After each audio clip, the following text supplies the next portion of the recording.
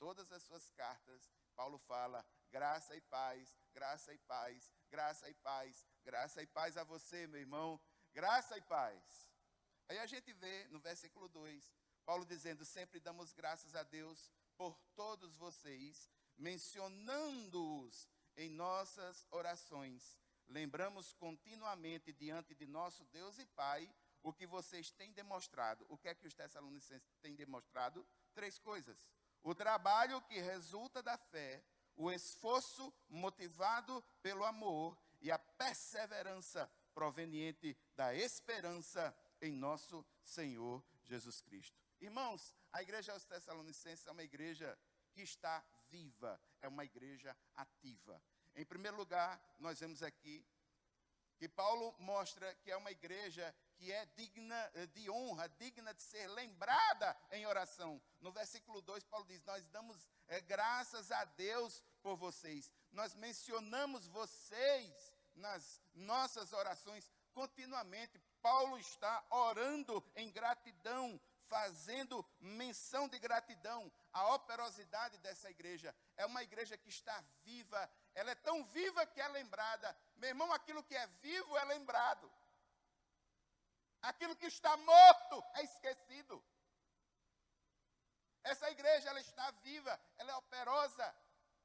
E ela está viva. As virtudes principais da vida de um cristão estão na dinâmica dessa igreja, sendo colocadas em prática. As 3 virtudes.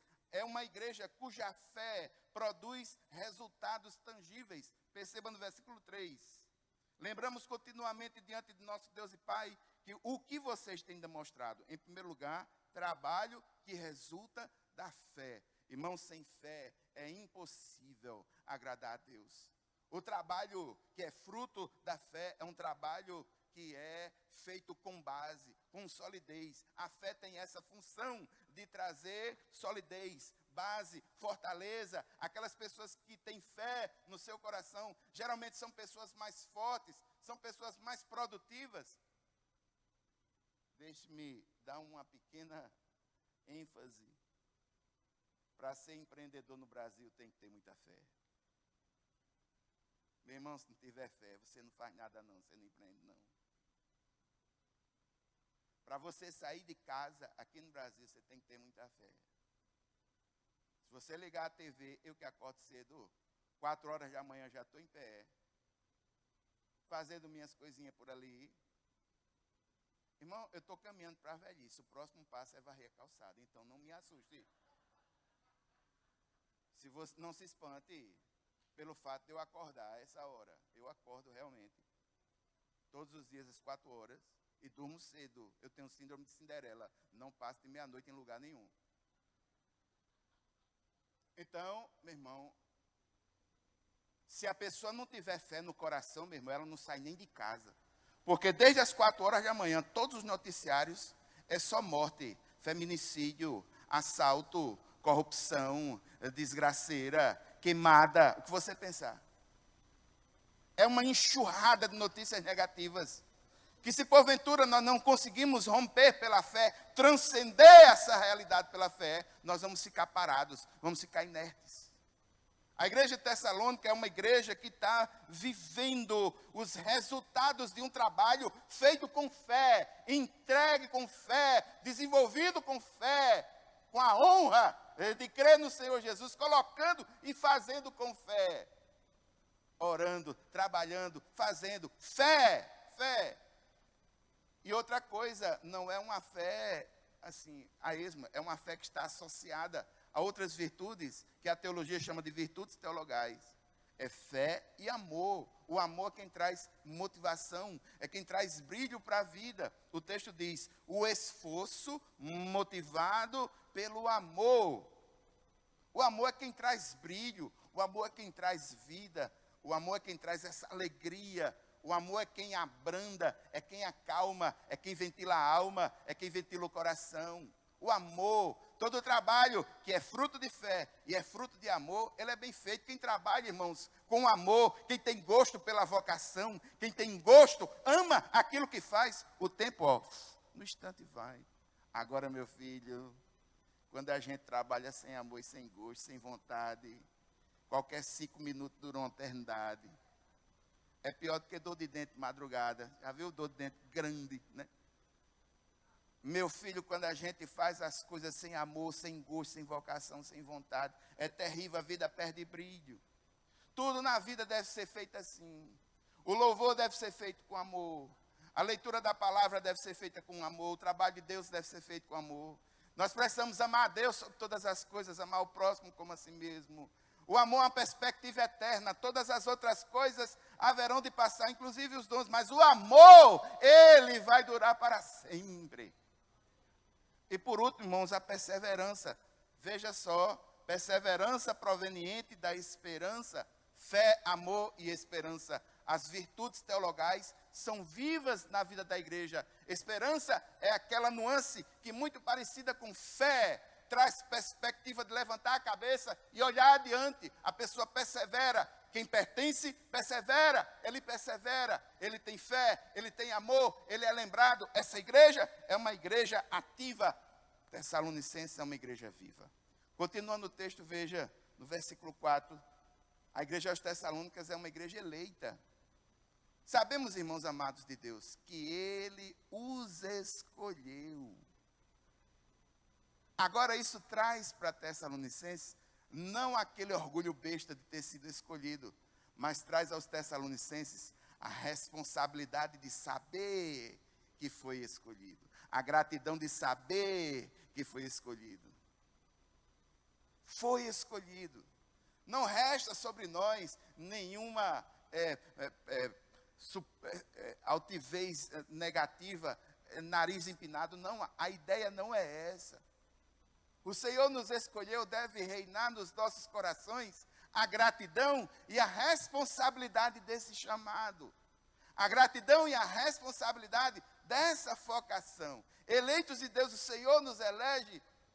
Somos felizes por isso. Mas o nosso coração, nós devemos ter gratidão e, sobretudo, responsabilidade de identificar esse chamado.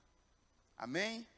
Uma igreja ativa, viva, uma igreja eleita, uma igreja que era exemplar, porque recebeu de exemplo. Veja o texto diz assim: porque o nosso evangelho não chegou a vocês somente em palavra, mas também em poder no Espírito Santo e em plena convicção. Vocês sabem como procedemos entre vocês, em seu favor. De fato, vocês se tornaram nossos imitadores e do Senhor. Apesar de muito sofrimento, receberam a palavra com alegria que vem do Espírito Santo. E assim tornaram-se modelo para todos os crentes que estão na Macedônia e Acaia. É uma igreja que dá exemplo. É uma igreja modelo. É uma igreja referencial. E por que ela é uma igreja modelo? Porque ela sofreu a influência de uma pessoa que deu a sua vida como um modelo. Eles estão seguindo, eles estão imitando alguém que era um referencial e que foi um modelo. E esse modelo é Paulo. Paulo diz, olha, o nosso evangelho não chegou a vocês só em palavrório. Chegou com unção, chegou com poder. Isso gerou convicção. Vocês sabem como nós procedemos. Vocês sabem o exemplo que eu dei. O exemplo, Paulo se colocou como um exemplo. A pregação de Paulo foi fortemente ungida pelo Espírito Santo do Senhor. E o estilo de vida de Paulo, a forma que Paulo tinha de viver e enxergar a vida, foi inspiradora para os crentes dessa comunidade. E eles começaram a imitá-lo. E imitando a Paulo. E Paulo, na sua perspectiva, levando-os a imitar a Cristo, eles seguiam nessa dinâmica. E apesar de imaturos ainda, mas eles estavam repetindo esse modelo. E aqui um fortíssimo exemplo para nós. Meu irmão, em nome de Jesus, saiba disso. O mundo está aí, não é muitas vezes para apenas ouvir aquilo que nós temos a dizer. O mundo está aí e ele é tocado, sobretudo, através do testemunho de vida que nós damos. O testemunho de vida de Paulo impactou uma comunidade. O nosso testemunho de vida impacta pessoas. Muitas vezes, a gente não tem ideia de como o nosso testemunho toca a vida das pessoas. Até que a gente para refletir sobre isso. Eu encontrei aqui nessa igreja um amigo meu de infância. Eu sou natural da cidade de Santa Rita, como muitos sabem.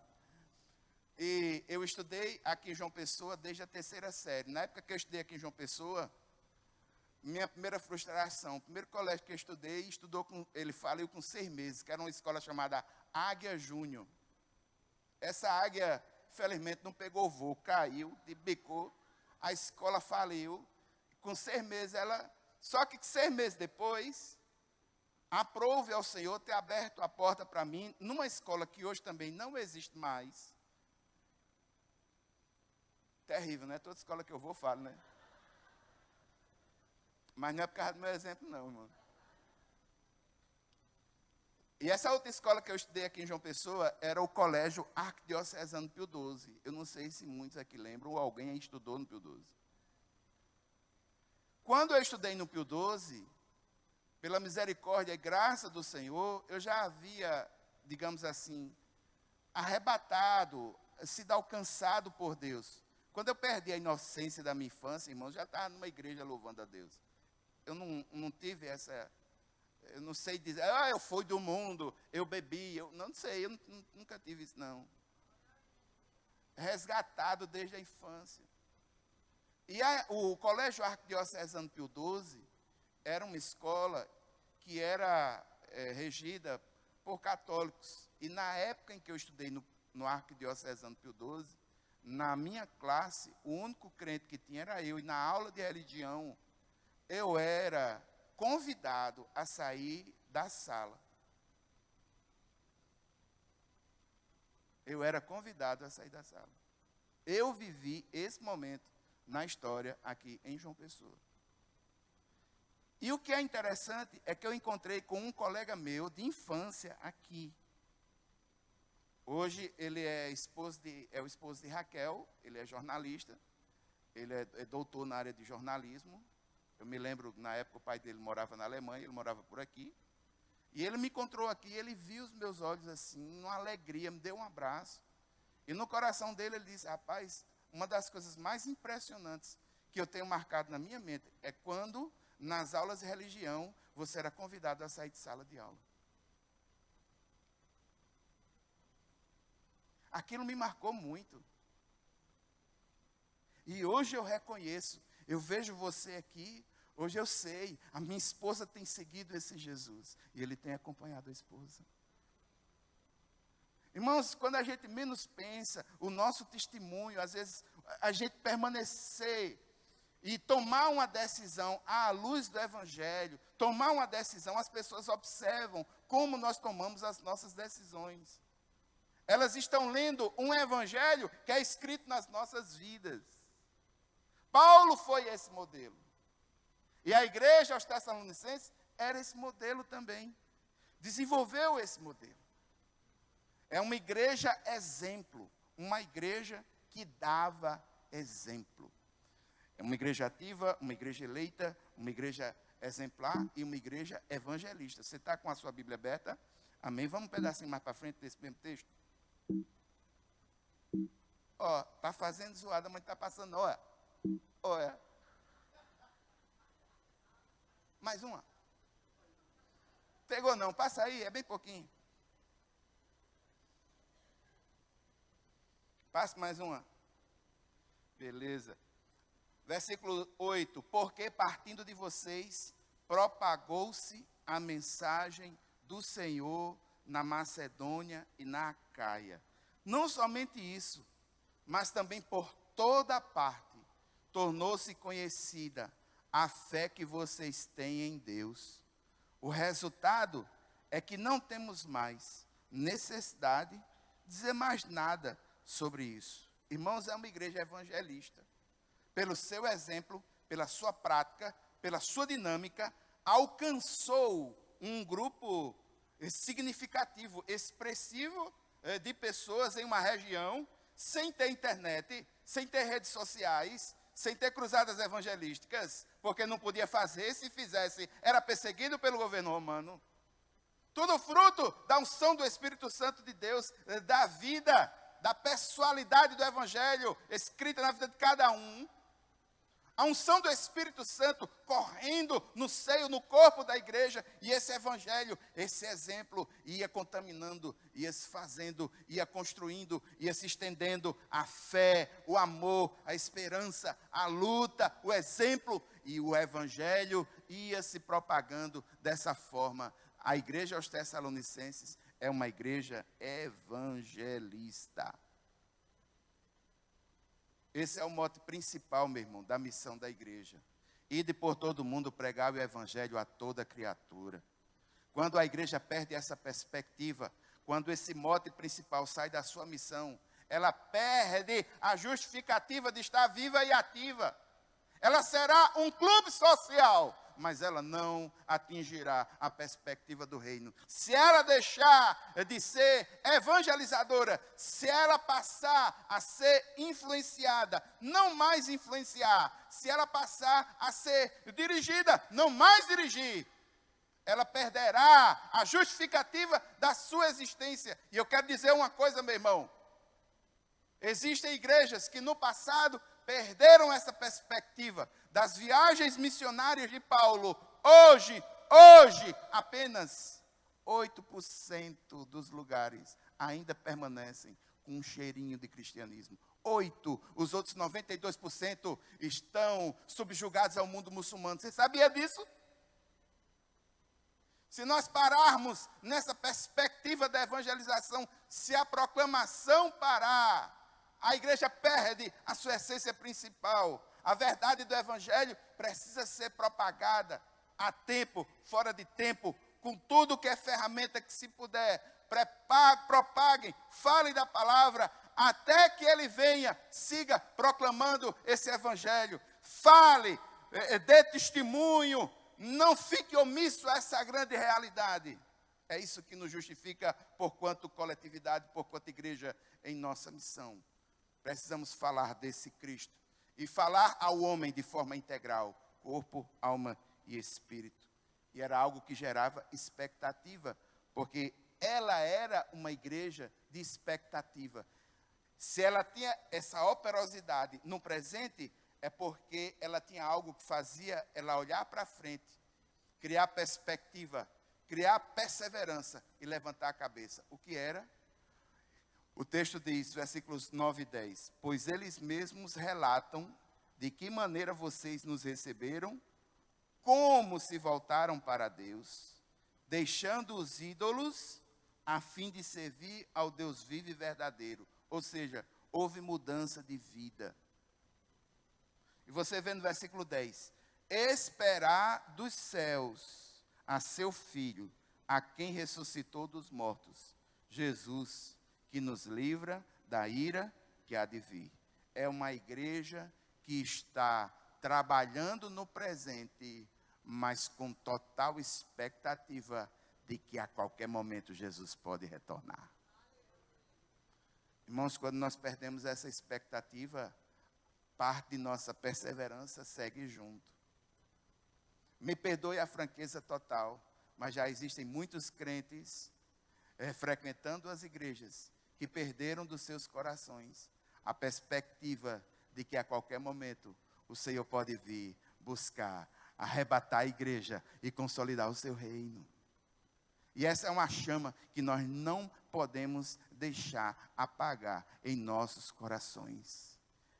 Quer o tempo diga que não, quer os estudiosos digam que não, quer os cientistas digam que não, eu acho muito contrário, assim, essa ideia, porque se você observar a ciência, os cientistas estão tendo a concepção de que o mundo é um sistema que tem um certo limite e estão procurando solução em outros planetas. Eu não sei se você já teve essa ideia Mas tem muita gente gastando dinheiro, tentando ver se tem água em Marte, ao invés de matar a fome do povo lá na Etiópia.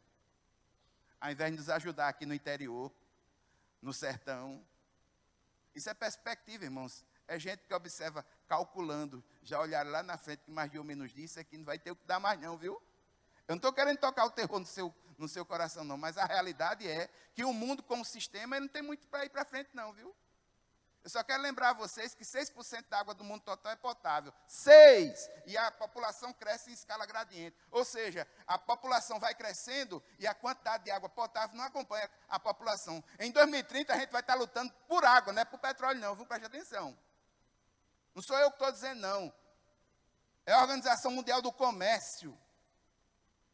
São relatórios mundiais que apontam a necessidade de uma mudança de filosofia. Uma mudança de filosofia na vida humana.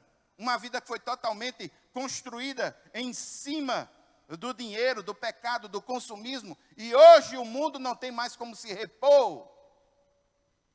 Hoje o mundo não tem mais como respirar. Entenda, quer você queira, quer não. E esteja preparado para encontrar o Senhor teu Deus face a face. A igreja aos Tessalonicenses tinha essa perspectiva. E eu quero concluir, irmãos, que hoje o culto tem muita coisa, tem muita gente, tem muito negócio, mas utiliza aí. A igreja aos Tessalonicenses era uma igreja ativa. A igreja aos Tessalonicenses é uma igreja eleita, exemplar, evangelista, e ela está em expectativa. Irmãos, louvado seja o nome do Senhor. Nós precisamos prosseguir imitando esse exemplo, sendo também a IEB uma igreja ativa. E eu louvo a Deus, porque nós temos buscado do Senhor.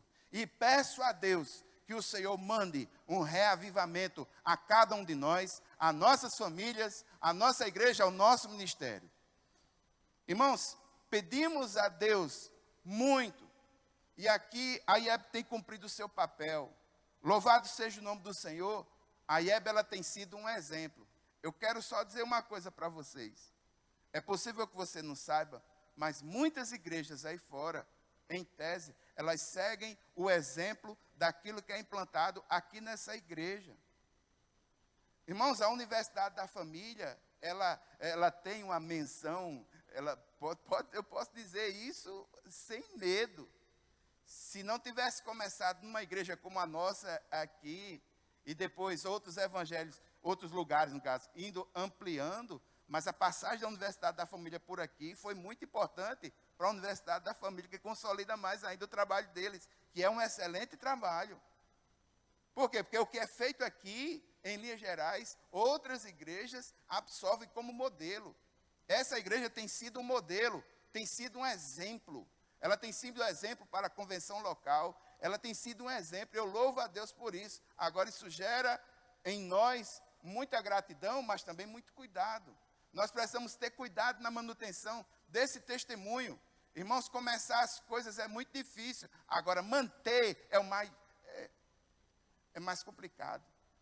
Essa igreja tem uma história de 96 anos. É uma igreja evangelista. Eu quero só ventilar o coração dos irmãos pela jornada que essa igreja teve. Olha, igrejas que já foram organizadas por essa igreja. Primeira Igreja Batista de Bahia. Primeira Igreja Batista do Rangel, Primeira Igreja Evangélica Batista do Jardim Veneza, Igreja Batista Bessamar, Igreja Evangélica Batista nos Bancários, Igreja Evangélica Batista nos Funcionários 2, Igreja Evangélica Batista no Valentina Figueiredo, Igreja Evangélica Batista em Mangabeira, Comunidade Evangélica Batista em Areias, Igreja Evangélica Batista em Intermares, Igreja Evangélica Batista em Cajá, Igreja Evangélica Batista de Campina Grande, Alagoa Grande, Liberdade, Arara, Geisel, Remígio, fora as congregações que estão atuais, que são em Cacerengue, Cuitegi, Paripe, Paulista, Pilões, Pombal, Praia, Santa Rita e Varadouro. E até que ele venha, nós vamos continuar proclamando a palavra. Muitas vezes a gente se impressiona, não, porque eu tenho. Meu irmão, veja a história de plantação do Evangelho, que foi construída pela vida dessa velhinha aqui de 96 anos. É velhinha, mas é arrochada. O texto está muito bem colocado aqui, o texto diz, a Iebe nunca se dividiu, mas sempre se multiplicou. Louvado seja o nome do Senhor. Passaram muitos pastores por aqui, mas nesses últimos anos, desde 1982, tem sido pastoreado por alguém que, para a honra e glória do nome do Senhor, tem dado um exemplo, tem sido um Paulo. E a gente segue no exemplo, a gente segue sendo ativa, a gente segue porque Deus nos elegeu, a gente segue dando exemplo, sendo evangelista e na expectativa de que mais dia ou menos dia, o Senhor estará numa grande mesa com povos e tribos, línguas e nações, e nós vamos estar lá celebrando com alegria essa grande presença. Até que Ele venha, nós vamos seguir proclamando o Evangelho. Amém? Irmãos, eu gostaria de fazer uma oração muito específica. Eu gostaria de orar pelos irmãos que estão aqui na igreja. Se você participa de algum ministério que está diretamente ligada à questão da proclamação, que é da coluna de proclamação, né, de pregação do Evangelho. Conselho Missionário, GAN, semeadores, eu acho que Calada, né? Todo mundo, os pequenos grupos, embaixadores, mensageiras, você que faz parte de uma dessas organizações, cursilho masculino, cursilho feminino, encontro de casais, encontro de jovens que fazem eventos ponte, onde o Evangelho é proclamado. Se você faz parte de alguma organização dessa e tem trabalhado, colocado seus dons à disposição do reino para a proclamação do Evangelho, eu gostaria que no lugar onde você está, mesmo ou líder ou voluntário, mas tem trabalhado, você que tem um ministério simples, Paulo Gildo mesmo e alguns irmãos aqui da igreja, que entregam folhetos, né? Tem ainda gente que entrega folhetos. Então você que tem entregue seus folhetos e que entende que isso é uma forma de propagação também do Evangelho, capelania hospitalar, que através do exemplo, não pode estar, né? Mas pelo exemplo está ali, está consolidando tudo. Todos esses que têm colocado a sua vida em ministérios que proclamam ao Senhor, eu gostaria de pedir que você ficasse em pé aí, no lugar onde você está. E nós vamos orar, pedindo para o que o Senhor nos dê força e graça para levar essa realidade do Evangelho adiante. Força e graça, sim, meu irmão. Porque é como a proclamação na igreja é como um exército, uma infantaria que está na frente, na linha de tiro. Eu sempre vejo nessa forma. E nós precisamos da ajuda do nosso comandante, que é o Senhor, para seguir proclamando o Evangelho. E é nesse sentido que nós vamos orar. Vamos orar.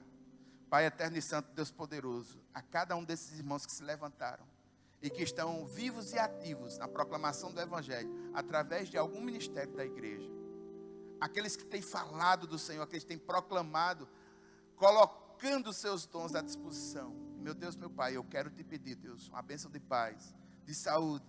Eu quero te pedir, Senhor, sobretudo sabedoria espiritual, unção do Espírito Santo em suas vidas. E nós clamamos, Deus, que esta chama evangelizadora do nosso coração nunca seja apagada.